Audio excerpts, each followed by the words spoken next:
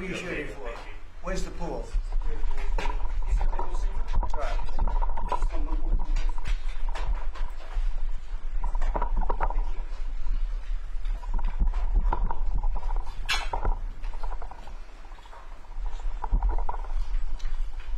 Well, thank you very much. It's great to have the Prime Minister of Australia. Fantastic place. A lot of friends over there, and this is one of them right here. The Prime Minister is, as you know, Anthony Albanese, and he's highly respected, done very well in his election, and I hear you're very popular today, right? I mean, it varies from day to day, but with all of us. But he's done a fantastic job as the Prime Minister. We're here to talk about trade, submarines, lots of other military equipment. They're big orderers of our great military equipment. We have the best equipment anywhere in the world by far. And, ooh, you gotta watch that. Watch that. You're not allowed to break that. That mirror is 400 years old. The camera just hit the mirror. I just moved it up here special from the vaults, and first thing that happens, the camera hits it. Hard to believe, isn't it? Hard to believe, but these are the problems in life.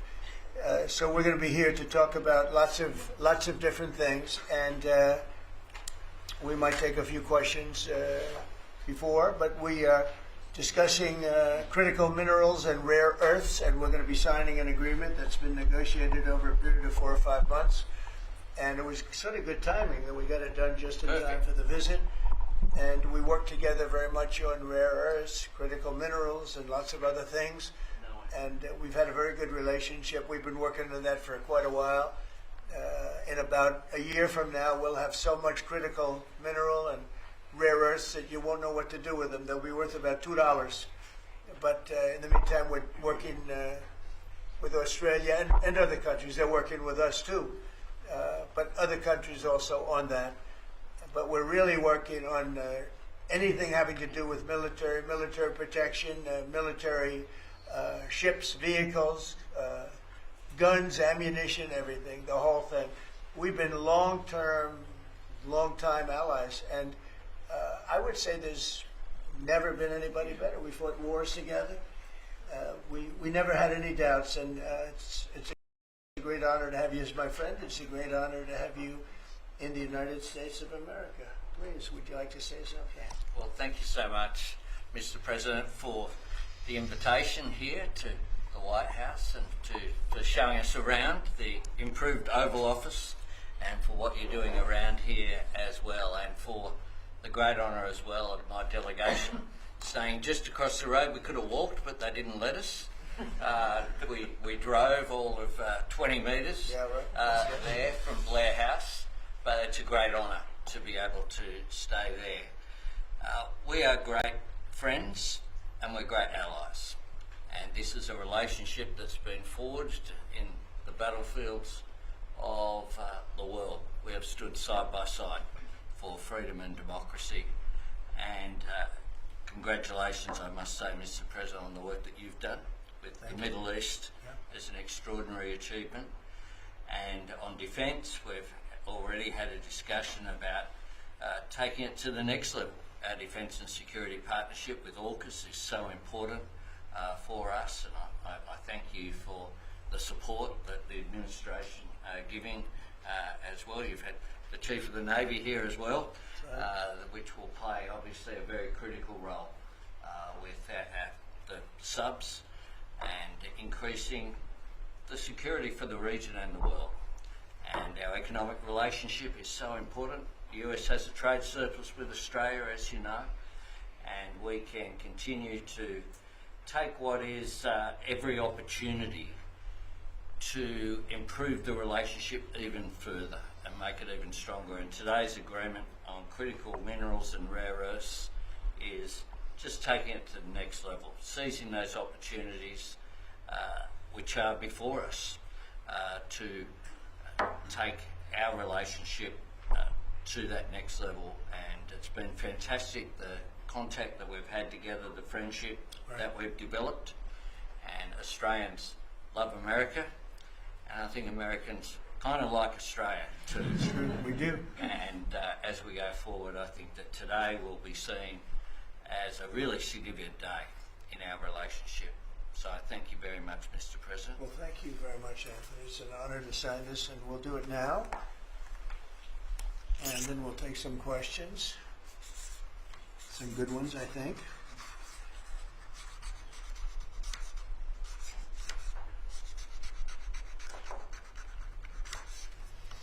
Okay.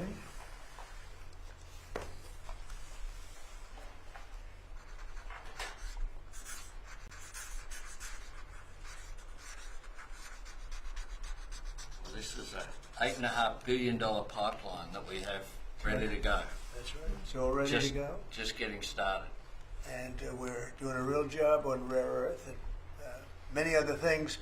Perhaps I could ask John to say a few words, and then we'll exchange papers. But just how are we doing on your naval purchases and all of the submarines that we're working on with Australia? How's that going? Thank you, Mr. President. And everybody who fought with us since World War I, and have always been side by side. The facility that they're building, Surf West, is critical and very important to our ability to project power in the Indo-Pacific and work with our allies. So we're working very closely. I think what we're really trying to do is take the original AUKUS framework and improve it for all three parties and make it better and clarify some of the ambiguity that was in the prior agreement. So it should be a win-win for everybody. So. And the submarines that we're building for Australia are starting to really move along, right? The process is getting very exciting, isn't it? We're getting better. That's good. Very good. It's going to be great. Thank you very much. Maybe we'll hold this up. Okay. Thank you very much.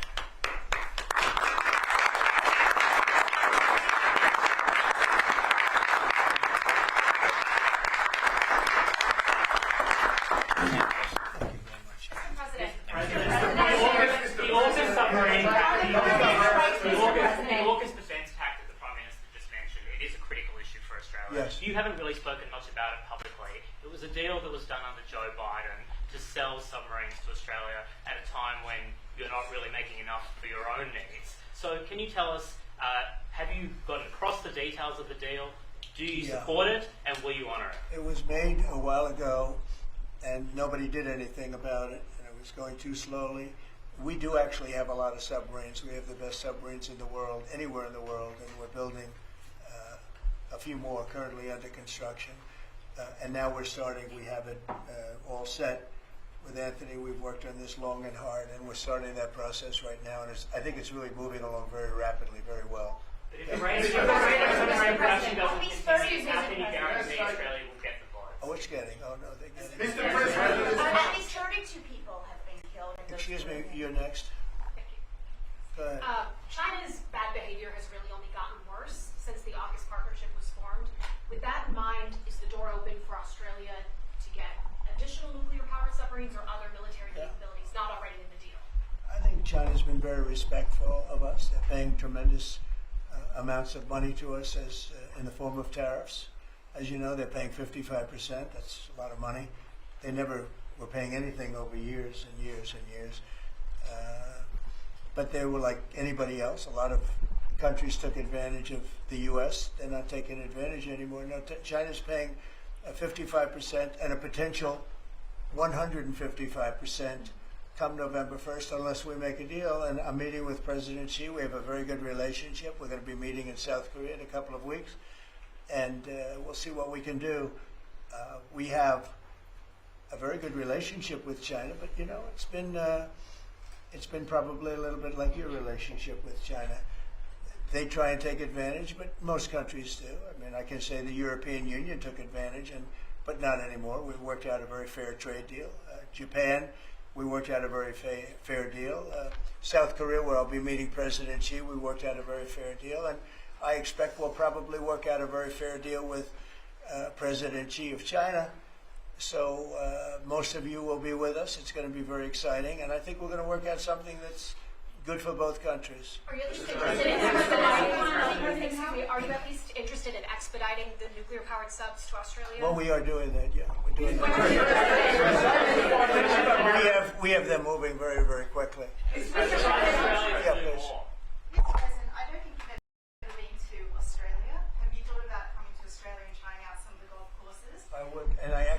to Australia, and I did play one of your great golf courses. They have great golf courses there. But I have been to Australia, actually. Come again? Oh, I would. In fact, I've been invited to go, and Indeed. I'll have to give it serious consideration. No, it's a real Did possibility. the Prime Minister invite you today? He did. And perhaps we could time it, must be said, with the President's Cup that Australia hosts as well. When is the President's Cup? We'll organise it at a time suitable for you, Mr. President. Please, in the back, please.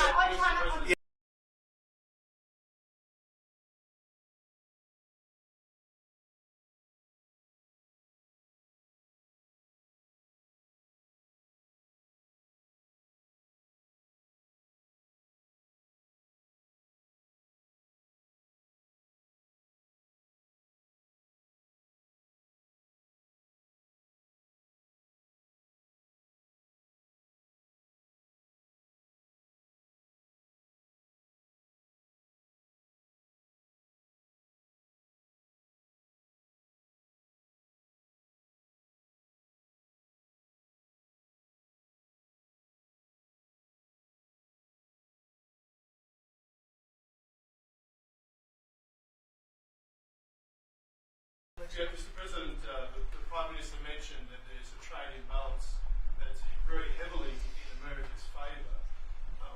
Why does America slap such heavy tariffs on a friend and ally? Well, we don't, yeah. Well, we do.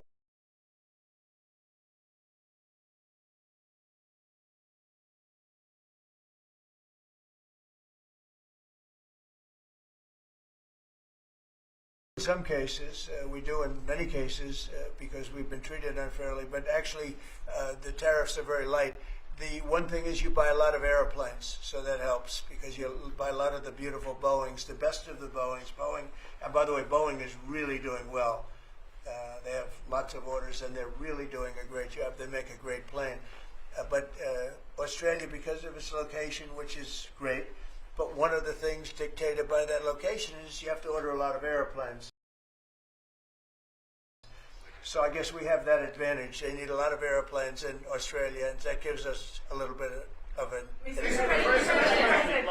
Yeah, President. Yeah, your Secretary of War, Pete Hegseth, in his Shangri-La speech in, I think it was May,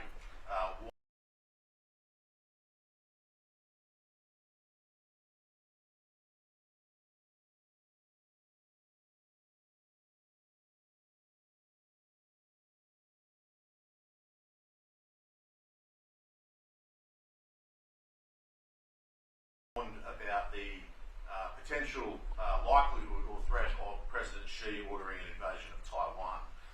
2027 is also the year that Fleet Base West is supposed to start rotating those US and UK submarines. Do you see AUKUS as a deterrent for China in the Indo-Pacific? Yeah, I do. I think it is, but I don't think we're going to need it. I think we'll be just fine with China. China doesn't want to do that. First of all, the United States is the strongest military power in the world by far. It's not even close. Not even close. We have the best equipment. We have the best of everything, and nobody's going to mess with that. And I don't see that at all with President Xi. I think we're going to get along very well as it pertains to Taiwan and others. Now, that doesn't mean it's not the apple of his eye, because probably it is.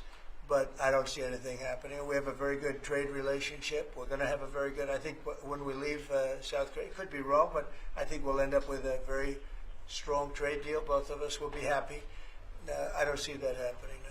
Mr. President, given the trade surplus that the US enjoys with Australia, would you consider lifting the tariffs that you've imposed on Australia? And can you give us any details about the critical... Yeah, well, the tariffs have been amazing because, tariffs have been really a reason that I was able to settle almost all of the, I've settled 8 wars in 8 months. Not bad. I have one more to go. It's Russia, Ukraine, and I think we'll get there, but it's turned out to be nasty because you have 2 leaders that truly hate each other. You can't have it all, right? They hate each other beyond all else, and it makes it actually a little bit difficult. But we try, of the 8 deals, I would say because of tariffs, 4 or 5 of them were settled. it's an amazing thing, the power of tariffs in terms of our country.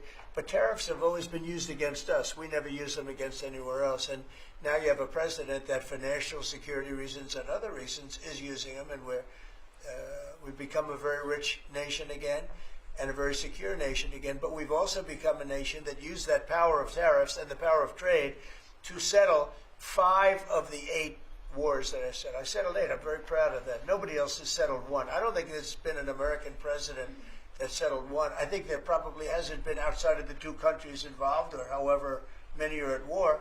I don't think there's ever been an outside country that settled a war, period. So I settled 8 in 8 months. I'm proud of that. Now, in the meantime, I'm running a country that's, right now, we're the hottest country anywhere in the world. We were dead. A year and a half ago, we were a dead country. Now we're the hottest country in the world, economically and otherwise. So, but I will say this, Australia pays very low tariffs. Very, very low tariffs. In fact, Australia pays among the lowest tariffs. Go ahead. Mr. President, there's been concern in Australia that it's taken 9 months to get this meeting. Have you had any concerns with this administration, with its stance on Palestine, climate change, or even things the ambassador said about you in the past, the Australian ambassador? I don't know anything about him. I mean, if he said bad, then maybe he'll like to apologize. I really don't know. Did an ambassador say something bad about him? Don't tell me. I don't. Where is he? Is he still working for you? Yeah. You said bad?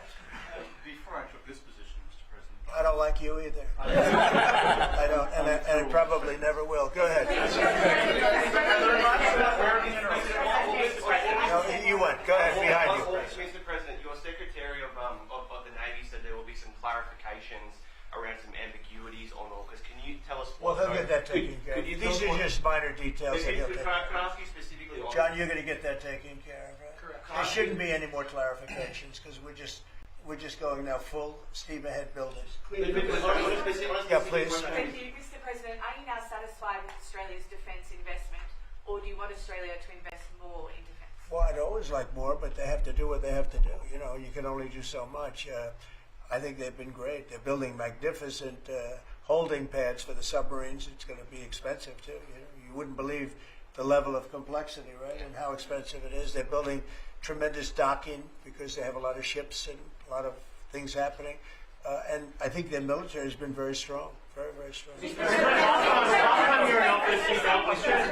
Over here, please. Mr. President, on the war that you haven't solved yet, the Ukraine-Russia situation, have you now locked in a meeting? And can you explain, just a few weeks ago at UNGA, you said that Ukraine could possibly win the war and keep its territory, but now They the could still story win seems it. I something don't think different. they will, but they could still win it. I never said they would win it. I said they could win. Anything can happen. You know, war is a very strange thing. A lot of bad things happen, a lot of good things happen. If you look at the Middle East, I would say prior to us hitting Iran so hard, we could have never made that deal because you would have had a dark cloud over the Middle East when we took out their nuclear capability, which was one of the great military maneuvers of all time. It was flawless. You saw that. Yeah. Those magnificent B-2s. I mean, that was a flawless move that was done by some very talented people, headed up by Pete and everybody else, and our great generals, and General in particular, Raisin Kane. We did a great job. And when that happened, everything was different, and we were able to get a deal. If we didn't do that, if it wasn't, you know, they wanted to do that for 22 years, Mr. Prime Minister. For 22 years, I had the pilots here, the B-2 pilots, and they came to the Oval Office, and I thought they deserved it. They flew 37 hours back and forth. We had 52 tankers up there. We had a lot of planes up there with them, but they were the primary plane, but we had a lot of planes, F-22s and F-35s and F-16. We had a lot of planes. But we had 52 tankers, can you believe that? And it was just like a flawless mission. And when it was finished, the Middle East just opened up, amazing. And they've wanted to do it for 22 years. The pilots came up to me, they said, you know, for 22 years we practiced this maneuver. 3 times a year for 22 years, our predecessors and us. These are now young pilots, you know, but they're older now, predecessors practiced it. And they said, we never had a president that would let us do it, but I let him do it, and it totally opened up the Middle East. It took the cloud over we had a dark cloud over the Middle East, and now it's or, I mean, we have a little situation relatively with Hamas, and that will be taken care of very quickly if they don't straighten it out themselves, because they're in violation of their agreement. Thank you, Mr. President. On rare earth minerals, Australia is one of the only places in the world that processes rare earth minerals. Yeah, it's good. Could there be an agreement? China has 90% of the processing. Could there be an agreement over processing rare earth minerals with Australia? Sure, that's what we're doing. That is It's part of the agreement. Can you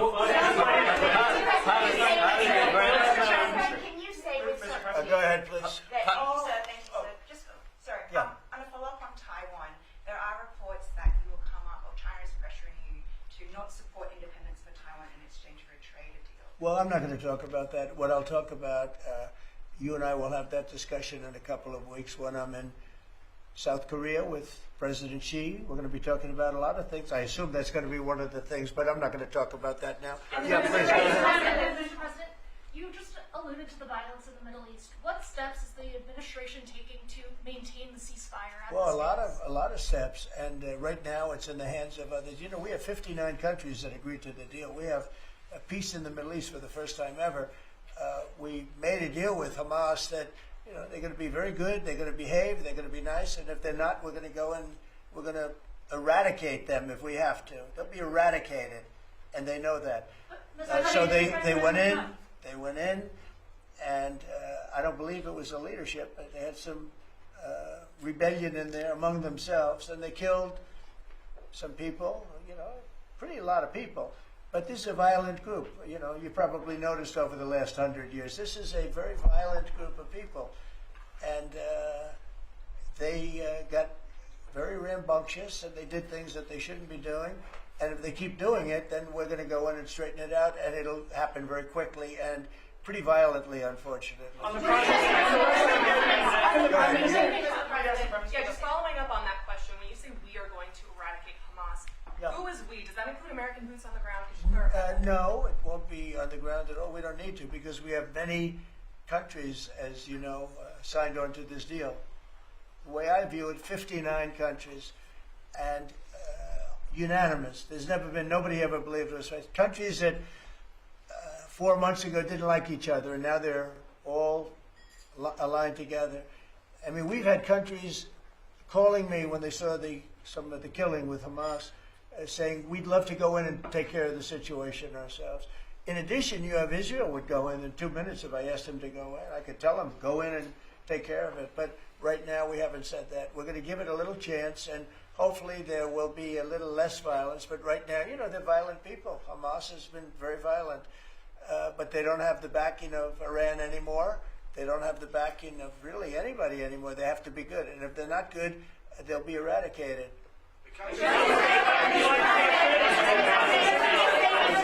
that everyone killed in the Caribbean was a narco-terrorist. Were any innocent civilians killed in the Caribbean, Mr. President? Not you. Could the Prime Minister weigh in on more on the processing? On the process, and can Australia expand the process of rare earths? Absolutely we can, and we have the capacity to do so, and part of this deal is very specific, $8.5 billion pipeline. There'll be $1 billion contributed from Australia and the United States over the next 6 months with projects that are immediately available.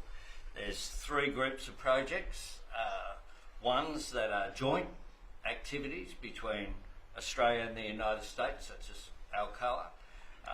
Secondly is projects that will be US investment, that the US will undertake in Australia, including processing, and then ones that Australia will undertake, some as well. One of them is Australia, the US and Japan as well. So what we're trying to do here is to take the opportunities which are there. Australia has had a view for some time, a bit similar to putting America first. Right. Our plan's called A Future Made in Australia, which is about not just digging things up and exporting them, but how do we make sure that we have across the supply chains with our friends being able to benefit, seize those opportunities. So we certainly see part of what this is about isn't just digging things up. it's also about processing, including the joint ventures between Australia and the United States. Can the US and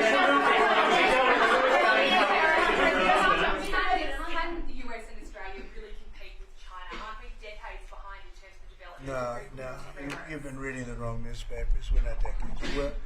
We are way ahead of China militarily, the United States. We're way ahead of them in every form of military, other than they're building a lot of ships, and we'll have that started. We'll be catching them on that. But we will, when it comes to weaponry, when it comes to, I'll go right now, AI. The big thing is AI. They're building more plants in this country than anybody ever imagined. We're going to have over $20 trillion of investment for this year.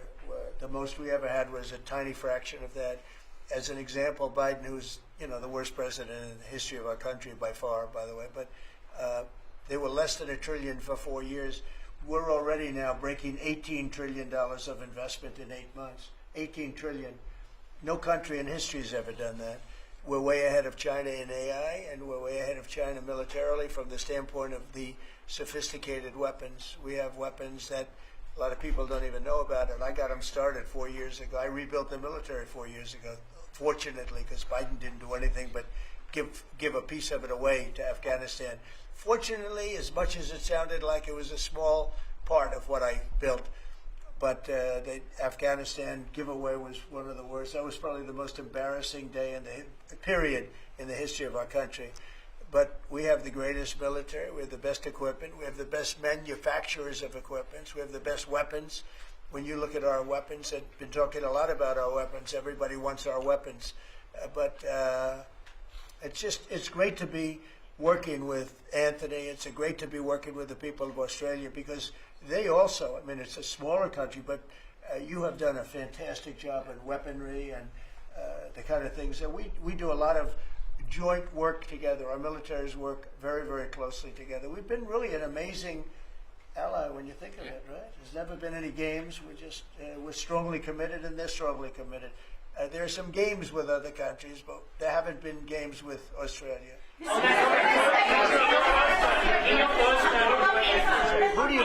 Where do you come from? I'm from Australia. Who are you with? The Sydney Morning Herald. Nasty guy. Go ahead. Oh, sorry, I was just going to ask. All right, go ahead. On your first term, you worked with two Australian Prime Ministers, Scott Morrison and Malcolm Turnbull, you might remember. They were from same side of politics as you. Mr Albanese's different side. Can you tell us a bit more about what it's like to work with Mr Albanese compared to those two? Well, I got along. I mean, that wouldn't be fair, because the man on my right has a big advantage. You know that, right? But I think he's doing a really good job, and we've had a very good relationship. I don't want to compare one with the other, but I'll tell you, this one is. They really have a great prime minister. Thank you. Okay, was that a Thank good you. statement? I'll use it in my ads in 28.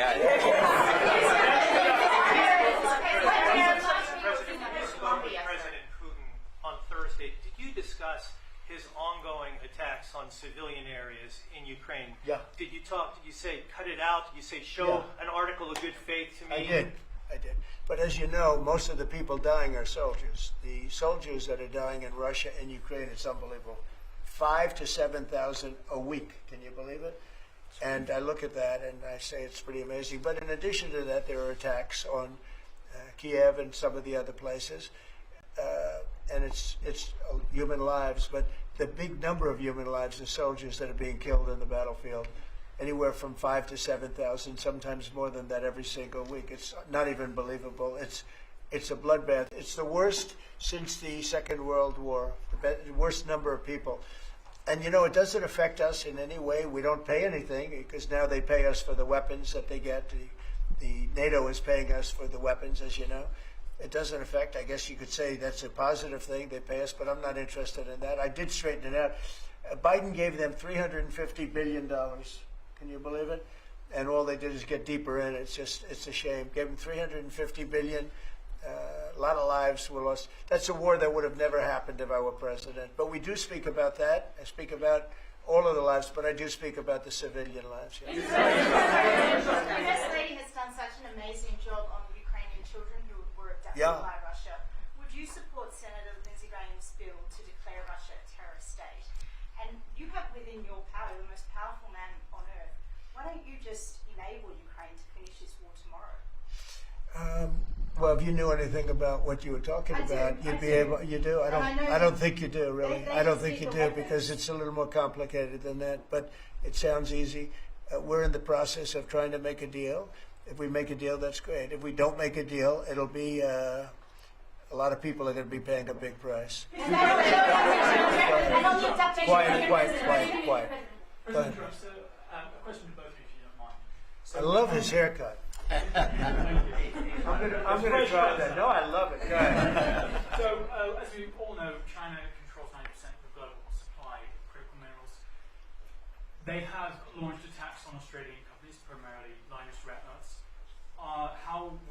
What will happen to China if they don't play fair with this?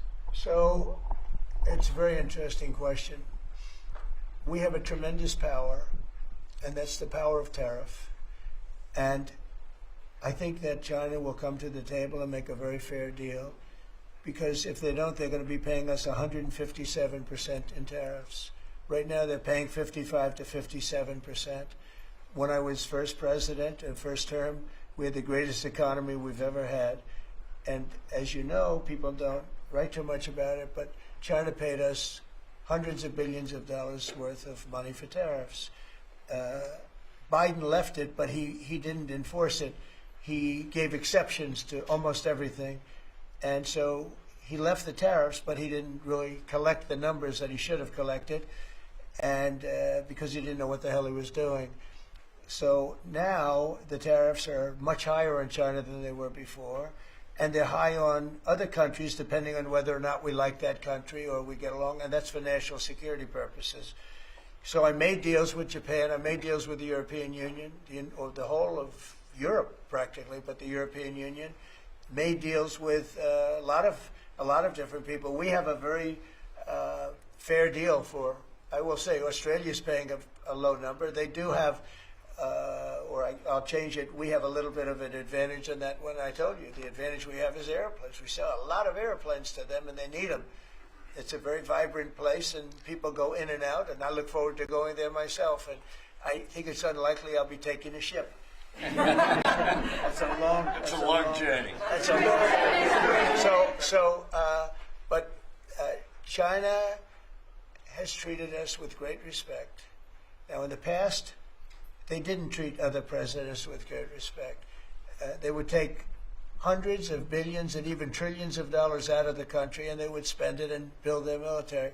Now they're treating us with great respect. Now, we'll see what happens. I said, if we don't make a deal, I'm putting on an additional 100% on November 1st. I think we'll make a deal. They threatened us with rare earths, and I threatened them with tariffs, but I could also threaten them with many other things, like airplanes. You know about airplanes, because they can't get parts for their airplanes. We build their airplanes. We do a great job. They're largely Boeings, and we could stop the parts. We did stop the parts, actually, when they did the initial threat. That's a big... They closed down over 400 of their airplanes, but we don't want to do that. But we have a much simpler thing. If we don't make a deal, we'll charge them a very substantial tariff, and they'll be paying us hundreds of billions of dollars a year, which they're basically paying right now. We had presidents that allowed China and other countries get away with murder. We're not going to allow that, but we're going to have a fair deal. I want to be good to China. I love my relationship with President Xi. We have a great relationship. I believe after we leave South Korea, we'll be there together. We thought that would be a good place to meet, and we're going to be meeting. I'll be in Malaysia, I'll be in Japan, I'll be in a couple of others. We'll be sort of doing a little bit of a tour. I've been invited to go to China, and I'll be doing that sometime fairly early next year. We have it sort of set. But I think we're going to have a very good relationship with China. And again, they will threaten us with rare earths. I don't think they're threatening us too much right now. But they could do that, but I threaten them with something I think is much more powerful, and that's tariffs. Because at a certain point, they will not be able to do any business with us. At a certain point, if they pay enough tariffs, it's almost like saying, we don't want to do business with you, but it's probably nicer. Saying you're going to pay 158, 157% tariff is a nicer way of saying that we don't want to do business with you. And if they don't do business with us, I think China's in big trouble, I'll be honest with you. I think China is, I don't know that they even make it. I really do. I believe that they're in big trouble. And I don't want them to be in big trouble. I want them to do great. I want them to thrive. But we have to thrive together. It's a two-way street. I think when we finish our meetings, and it's going to be a big deal. Look, I'm meeting with a lot of other countries, but this seems to be the one that people are very interested in. I think when we finish our meetings in South Korea, China and I will have a really fair and really great trade deal together. I want them to buy soybeans. They stopped buying our soybeans because they thought that was punishment. And it is punishment to our farmers, but we're not going to allow that to happen because I made a great trade deal with China, a $50 billion trade deal, and they were great about it. They were doing everything that they were supposed to do. And then when Biden came in, you know, I used to call President Xi all the time to say, thank you, or you're not buying enough. In other words, they were supposed to buy. Biden, do you think Biden ever called him? I don't think Biden ever called him. You think Biden lied awake at night thinking about trade with China? He didn't know what he was doing. He was an incompetent president. We had an incompetent president, but you don't have that anymore. So I think we're going to end up having a fantastic deal with China. It's going to be a great trade deal. It's going to be fantastic for both countries, and it's going to be fantastic for the entire world. Thank you very much, everybody. Thank you, guys. Thank you very much. Thank you, guys. Thank you. Thank you very much.